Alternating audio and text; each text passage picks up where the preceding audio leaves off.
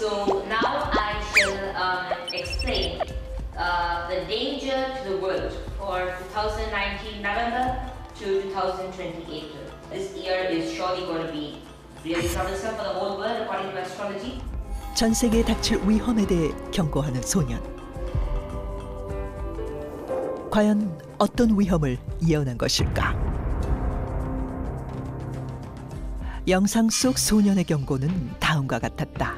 There will be widespread diseases across the world and economic disasters will happen. Gold prices will rise with oil. The airplane industry, automobile industry and motorcycle industries will suffer severely. 소년이 위험을 경고했던 시기가 가까워질수록 세상은 오히려 평화로워 보였는데 귀담아 안 들었겠지 사람들이. 그치. 2019년 12월 중국 우한에서 전 인류를 공포로 몰아넣은 신종 바이러스 코로나19가 발생했다. COVID-19 can be characterized as a pandemic. 이후 코로나19는 급속도로 퍼져 전 세계를 공포에 몰아넣었고 소년이 예언한 전 세계적으로 생겨난 질병의 문제. 코로나19 팬데믹이 실제로 일어난 것이다. 뿐만 아니라 팬데믹 이후 찾아온 경제 위기와 가장 큰 타격을 입게 될 항공 운송업계에 대한 전망까지. 세계의 어두운 상황은 소년의 예언과 정확하게 일치했다. 와, 어떻게 해? 이후 소년은 전 세계적으로 주목받게 되었는데 코로나19를 예언한 이 인도 소년의 이름은 아비냐 아난드. 예언 당시 그의 나이 겨우 14살이었다. 중1 때. 어린 소년은 어떻게 이렇게 엄청난 예언을 할 수 있었던 걸까? 정말 신의 재능을 가지기라도 한 걸까? 그가 신비로운 예언가로 주목받는 이유 중 하나는 바로 14살이라고는 믿기지 않는 천재성 때문인데 이미 10살 무렵 대학에서 점성학과 인도 전통 미생물학을 전공했고 고대 힌두어 경전을 외워 모두를 놀라게 했다고 한다. 우와. 게다가 전 세계 최연소 점성가인 그는 태양계 행성을 기초로 한 점성학으로 미래에 벌어질 사건들을 예언하고 있었는데 Jupiter and Saturn, whenever they get conjunct, they have been shown to be causing mass disaster and danger and a lot of trouble also. So this time is 2020, December 21st and also December 20th. And as I'm saying, there might be a second outbreak or there might be a disaster more severe than this to happen starting from December 20th and ending March 31st. New viruses will come for these vaccines. Superbugs will come and so many more new diseases will come. 목성과 토성이 일렬로 나란히 설 것을 예측하며 2020년 12월 코로나19를 넘어서는 두 번째 재앙이 다가올 것이라고 예언했다. 저것도 맞았어? 무슨 일이 있었죠, 저 때는? From this evening, I must give the British people a very simple instruction. You must stay at home. 소년이 예언했던 12월 20일 바로 그날 영국과 인도에서 규모가 더 크고 전염성이 강한 2차 코로나 바이러스의 변이가 이어지며 이게 딱 전날이야? 소년의 예언대로 전 세계는 또 한 번 대혼란에 빠지게 되었다. 여기서 끝이 아니다. 올해에도 계속된 소년의 예언. 그럼 이제 귀담아 들어야지. 그러니까 다 맞아 떨어지니까. 국가적인 재난을 비롯한 전염병 사태, 경제 붕괴 등이 일어날 것이라며 소년이 구체적으로 지목한 나라는 미국, 일본, 인도. 실제로 소년의 예언 이후 2021년 6월 24일 미국 마이애미 아파트 붕괴, 저것도 맞췄다고? 2021년 7월 3일 일본 시즈오카현 산사태 발생.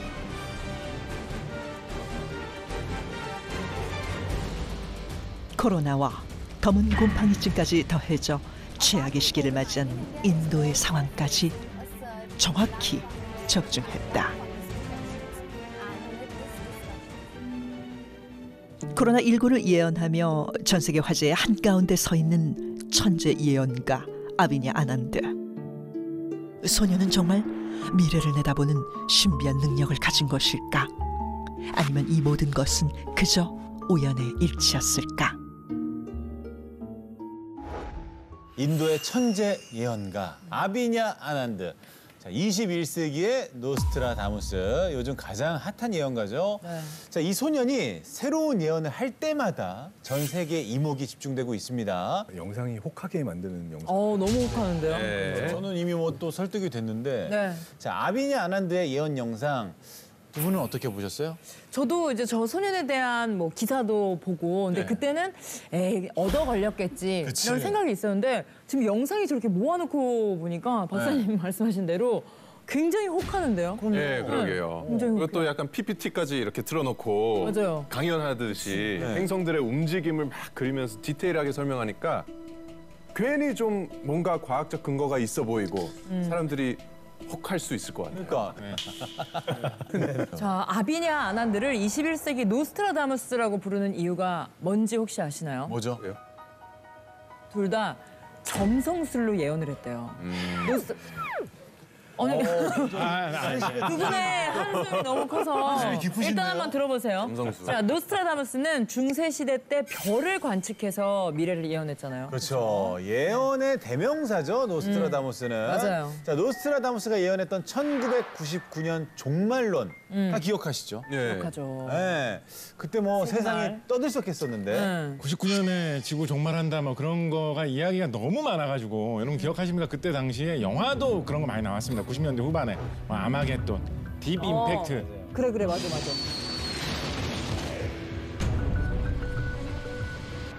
만화, 영화 이런 거 엄청 나왔습니다. 그때 당시에. 네. 뭐. 다 인기 많았죠. 책도 난리가 났었고. 어쨌든 그때가 정말 대단했습니다. 세기의 예언가였던 노스트라다무스의 예언 중에 혹시 뭐가 맞았고 뭐가 틀렸는지 아실까요? 그렇게 열심히 노스트라다무스를 읽어보지 않아서 네. 기억이 잘 나요. 꽤 많은 것이 궁금하다. 그래도 일치했다는 그러니까. 건 알아요. 맞아요. 네. 과연 구체적으로 어떤 것들이 있는지 영상으로 만나보시죠. 사람들을 공포에 떨게 한 무시무시한 예언이 있었으니 1999년 7번째 달에 하늘에서 공포의 대왕이 내려오리라. 바로 세계적 예언가 노스트라다무스가 남긴 예언 때문이었다. 저 때 난리 났었죠. 맞아요. 저 고1 때. 그의 예언은 얼마나 정확했기에 사람들을 공포에 떨게 한 것일까? 16세기 프랑스 전역을 돌며 의사로 활동했던 노스트라다무스. 그는 당시 유행하던 흑사병 환자들을 돌보던 의사였지만 아내와 자식을 흑사병으로 떠나보내고 큰 상심에 빠지게 된다. 이후 점성술 공부에 몰두하게 된 노스트라다무스는 1555년부터 총 942편으로 이루어진 사행시 형식의 예언서를 집필하며 이름을 알리기 시작하는데 어마어마하게 썼구나. 과연 몇 퍼센트나 맞았을까? 그러니까. 모두가 그를 의심하며 미치광이라 불렀던 그때 시대의 예언가로 이름을 떨치게 된 중요한 사건이 있었다. 노스트라다무스는 당시 프랑스 왕이었던 앙리 2세에 대한 충격적인 예언시를 쓰게 되었는데 젊은 사자가 늙은 사자를 이기도다. 싸움터에서 단 한 번의 싸움으로 황금 세장 속에 눈을 찌르리라. 두 상처가 하나로 되어 처참하게 죽으리라. 그로부터 4년 후 거짓말처럼 프랑스 왕 앙리 2세는 마상시합에서 눈을 찔려 죽음을 맞이하게 되고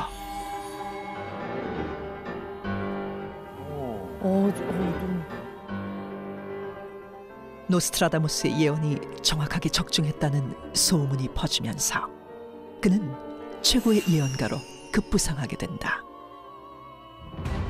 1666년에 런던은 불타 정의로운 자의 피를 요구하리라는 예언은 도시의 건물 85% 이상을 태워버린 런던 대화재를 정확히 맞췄고 맞았어? 어머. 이탈리아 근처에서 황제가 나타나 제국의 값비싼 대가를 치르게 할 것이라는 예언 역시 프랑스 황제 나폴레옹의 역사적 등장을 정확히 예측했다. 너무 소름 끼치게 정확한데요? 뿐만 아니라 1789년 프랑스 대혁명, 1939년 제2차 세계대전을 일으킨 히틀러의 등장, 대박이다. 1945년 히로시마와 나가사키 원자폭탄 투하 사건까지. 이 모든 사건들이 놀랍게도 노스트라다무스가 살아생전 예언한 것과 정확히 일치했는데 세계를 뒤흔든 거대한 사건들을 맞추며 세상을 놀라게 한 세계의 예언가 노스트라다무스. 그는 어떻게 400년 이후의 세상을 내다본 것일까? 저는 막 감탄하면서 봤는데 네. 정창욱 교수님은 고개를 절레절레 젓고 네. 계시고 막 비웃으시고 여기서는 계속 한숨 소리가 들렸어요. 우리 셋만 신기했던 것 같은데. 너무 신기하게 봤는데 자 인도 소년에 이어서 노스트라다무스의 예언 영상 두 분은 그죠 놀라셨죠? 놀랍기는 하죠. 네. 예. 왜냐면 너무 큰 사건들을 그래도 네. 맞추긴 했으니까. 그래, 굵직굵직한 근데 거. 아까 코로나19를 예언한 인도소년과 노스트라다무스 두 예언가 모두 행성의 움직임을 관찰하고 공부했다고 하잖아요. 점성술로 미래를 알 수 있나요? 아니 너무 저희 셋만 집중하고 세.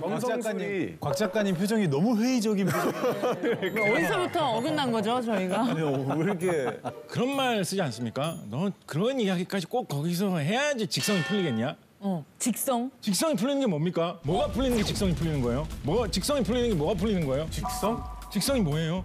예? 왜 뭐가 직성이에요? 어디부터 화가 나신 거예요?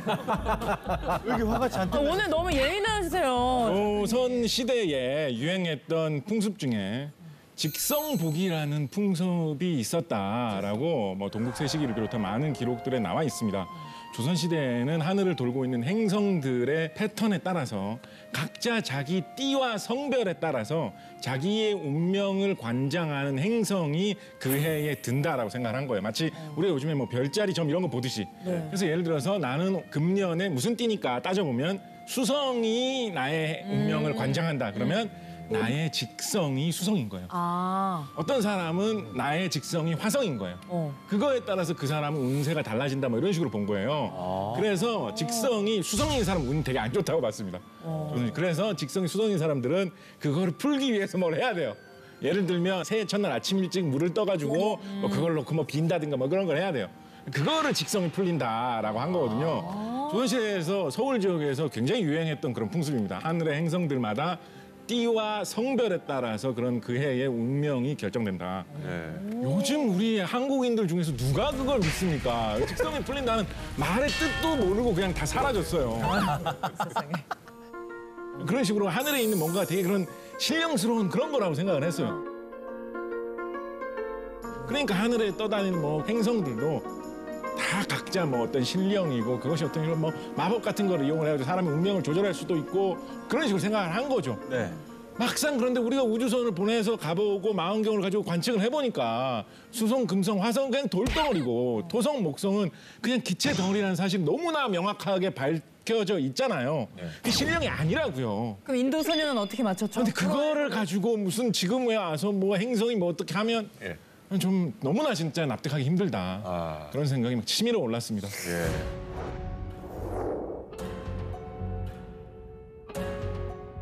Jupiter and Saturn, whenever they get conjunct, they have been shown to be causing mass disaster and danger.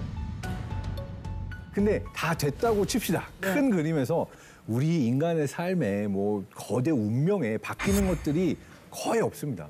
그러니까 심지어 가까이 있는 달이나 태양의 경우에도 뭐 일렬로 늘어설 때 밀물, 썰물 정도의 영향이 갈 수는 있어요. 그렇지만 저 행성들이 저렇게 늘어섰다고 해서 지구에 어떤 변화가 올 거다. 저는 그 가정 자체부터가 뭐 별들에 일어나는 변화가 왜 내 삶에 변화를 줘야 돼요.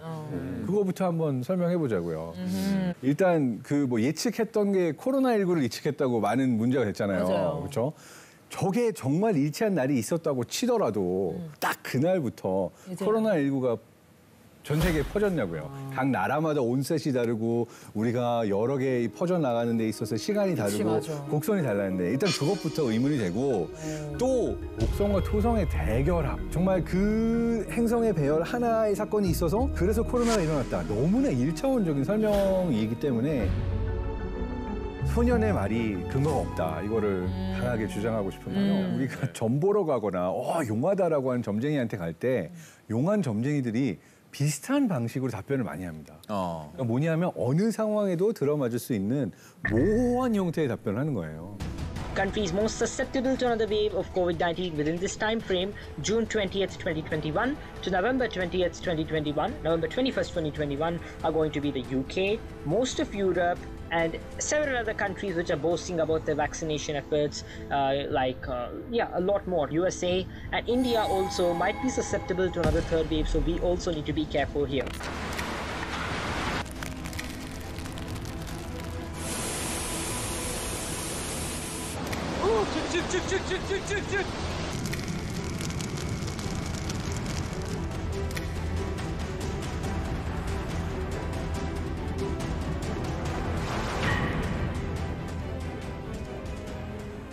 그렇게 되면 이거는 내가 이 사람이 뭘 말하는 건지 용하다고 했는데 하면서 생각을 하면서 스스로가 답을 껴맞춰 나가는 그러한 과정이 생성이 된다라고 할 수가 있는데 이거를 대표적으로 반엄 효과라고 부르거든요. 반엄.